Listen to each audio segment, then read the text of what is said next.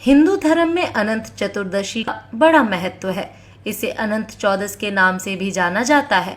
इस दिन भगवान विष्णु के अनंत रूप की पूजा की जाती है। भाद्रपद मास में शुक्ल पक्ष की चतुर्दशी को अनंत चतुर्दशी कहा जाता है। इस दिन व्रत रखने और अनंत सूत्र को बांधने से जीवन की सभी समस्याओं से मुक्ति मिलती है। इस दिन कई जगहों पर धार्मिक झांकियां निकाली जाती हैं। अनंत चतुर्दशी पर भगवान विष्णु, यमुना नदी और शेषनाग जी की पूजा की जाती है। शास्त्रों के अनुसार अनंत चतुर्दशी का व्रत मनुष्य को जीवन के सभी कष्टों से बाहर निकालता है, लेकिन अनंत चतुर्दशी के व्रत के नियमों का पालन किए बिना आप इसे पूर्ण नहीं कर सकते हैं और ना ही इसके शुभ फलों को प्राप्त कर सकते हैं। अनंत चतुर्दशी का व्रत करने से पहले आपको इस व्रत के नियम अवश्य ही जान लेने चाहिए। अनंत चतुर्दशी व्रत के नियम। नंबर 1, अनंत चतुर्दशी का व्रत करने वाले साधक को ब्रह्म मुहूर्त में उठना चाहिए और स्नान आदि करने के बाद व्रत का संकल्प लेना चाहिए। नंबर 2, इस दिन भगवान विष्णु, माता यमुना और शेषनाग जी की पूजा की जाती है, इसलिए इनकी पूजा अवश्य करें। नंबर 3, अनंत चतुर्दशी के दिन भगवान विष्णु के साथ कलश के रूप में माता यमुना और दूर्वा के रूप में शेषनाग जी को स्थापित करें। नंबर 4, इस दिन अनंत सूत्र भी धारण किया जाता है, इसलिए पूजा के समय 14 गांठों वाला अनंत धागा भगवान विष्णु के चरणों में अवश्य रखें, इसके बाद ही इसे धारण करें। नंबर 5, अनंत चतुर्दशी के दिन आपको अनंत चतुर्दशी की कथा अवश्य सुननी और पढ़नी चाहिए। नंबर 6, यदि आपने अनंत चतुर्दशी का व्रत किया है तो आपको इस दिन झूठ बिल्कुल भी नहीं बोलना चाहिए और ना ही किसी की निंदा करनी चाहिए।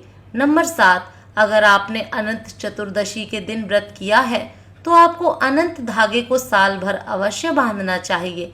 यदि आप ऐसा नहीं कर सकते तो कम से कम 14 दिन तक जरूर बांधें। नंबर 8, अनंत चतुर्दशी के दिन यदि आपने व्रत किया है तो आपको इस दिन नमक का सेवन बिल्कुल भी नहीं करना चाहिए। आपको इस दिन मीठा ही भोजन करना चाहिए। नंबर 9, इस दिन आपको सिर्फ एक ही समय भोजन करना चाहिए, क्योंकि अनंत चतुर्दशी के व्रत में केवल पारण के समय ही भोजन किया जाता है। नंबर 10, अनंत चतुर्दशी के दिन आपको निर्धन व्यक्ति और ब्राह्मण को भोजन कराकर अपने सामर्थ्य के अनुसार दक्षिणा अवश्य देनी चाहिए। पूजा विधि। इस दिन सुबह सुबह स्नान कर साफ सुथरे कपड़े पहन लें। उसके बाद भगवान विष्णु का ध्यान करते हुए व्रत का संकल्प लें और पूजा स्थल पर कलश की स्थापना करें। कलश पर कुश से बने अनंत की स्थापना करें। आप अगर चाहें तो भगवान विष्णु की प्रतिमा भी लगा सकते हैं। अब एक डोरी या धागे में कुमकुम, केसर और हल्दी से रंगकर अनंत सूत्र बना लें, जिसमें 14 गांठें लगाएं। इस सूत्र को भगवान विष्णु को अर्पित करें।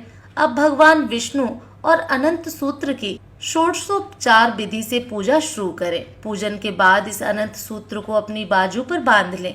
इस बात का ध्यान रखें कि अनंत सूत्र पुरुष अपने दाएं हाथ और महिलाएं अपने बाएं हाथ पर बांधें। ऐसा करने के बाद ब्राह्मणों को भोजन कराएं और सब परिवार प्रसाद ग्रहण करें। अनंत चतुर्दशी की व्रत कथा। एक बार महाराज युधिष्ठिर ने राजसूय यज्ञ किया। उस समय यज्ञ मंडप का निर्माण सुंदर तो था ही, साथ ही अद्भुत भी था। वह यज्ञ मंडप इतना सुंदर था कि जल और थल की भिन्नता प्रतीत ही नहीं होती थी। जल में स्थल तथा स्थल में जल की भांति प्रतीत होती थी। बहुत सावधानी करने पर भी बहुत से व्यक्ति उस अद्भुत मंडप में धोखा खा चुके थे। एक बार कहीं से टहलते टहलते दुर्योधन भी उस यज्ञ मंडप में आ गए और एक तालाब को स्थल समझ उसमें गिर गया। द्रौपदी ने यह देखकर अंधों की संतान अंधी कहकर उनका उपहास किया। इससे दुर्योधन चिढ़ गया। यह बात उसके हृदय में बाण के समान लगी और उसके मन में द्वेष उत्पन्न हो गया और उसने पांडवों से बदला लेने की ठान ली। उसके मस्तिष्क में उस अपमान का बदला लेने के लिए विचार उपजने लगे। उसने बदला लेने के लिए पांडवों को धूत क्रीड़ा में हराकर उस अपमान का बदला लेने की सोची। उसने पांडवों को जुए में पराजित कर दिया। पराजित होने पर प्रतिज्ञा अनुसार पांडवों को 12 वर्ष के लिए वनवास भोगना पड़ा। वन में रहते हुए पांडव अनेक कष्ट सहते रहे। एक दिन भगवान कृष्ण जब मिलने आए तब युधिष्ठिर ने उनसे अपना दुख कहा और दुख दूर करने का उपाय पूछा। तब श्री कृष्ण ने कहा, हे युधिष्ठिर, तुम विधि पूर्वक अनंत भगवान का व्रत करो, इससे तुम्हारा सारा संकट दूर हो जाएगा और तुम्हारा खोया राज्य पुनः प्राप्त हो जाएगा।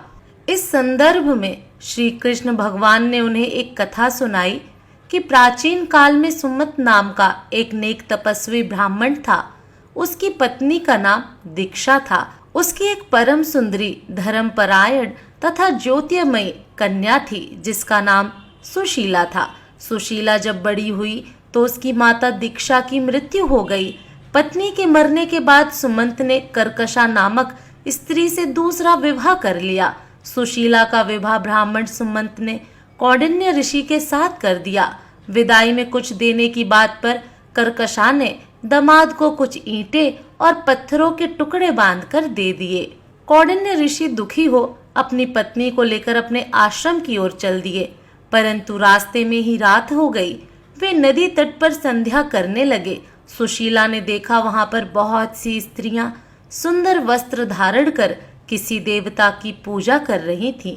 सुशीला के पूछने पर उन्होंने विधि पूर्वक अनंत व्रत की महत्वता बताई। सुशीला ने वहीं उस व्रत का अनुष्ठान किया और 14 गांठों वाला डोरा हाथ में बांधकर ऋषि कौंडिन्य के पास आ गई। कौंडिन्य ने सुशीला से डोरे के बारे में पूछा तो उसने सारी बात बता दी। उन्होंने डोरे को तोड़कर अग्नि में डाल दिया। इससे भगवान अनंत जी का अपमान हुआ। परिणामतः ऋषि कौंडिन्य दुखी रहने लगे। उनकी सारी संपत्ति नष्ट हो गई। इस दरिद्रता का उन्होंने अपनी पत्नी से कारण पूछा तो सुशीला ने अनंत भगवान का डोरा जलाने की बात कही। पश्चाताप करते हुए ऋषि कौंडिन्य अनंत डोरे की प्राप्ति के लिए वन में चले गए। वन में कई दिनों तक भटकते भटकते निराश होकर एक दिन भूमि पर गिर पड़े। तब अनंत भगवान प्रकट होकर बोले, हे कौंडिन्य, तुमने मेरा तिरस्कार किया था, उसी से तुम्हें इतना कष्ट भोगना पड़ा। तुम दुखी हुए, अब तुमने पश्चाताप किया है, मैं तुमसे प्रसन्न हूँ। अब तुम घर जाकर विधि पूर्वक अनंत व्रत करो। 14 वर्ष तक व्रत करने से तुम्हारा दुख दूर हो जाएगा। तुम धन धान्य से संपन्न हो जाओगे। कौंडिन्य ने वैसा ही किया और उन्हें सारे कलेशों से मुक्ति मिल गई। श्री कृष्ण की आज्ञा से युधिष्ठिर ने भी अनंत भगवान का व्रत किया, जिसके प्रभाव से पांडव महाभारत के युद्ध में विजयी हुए।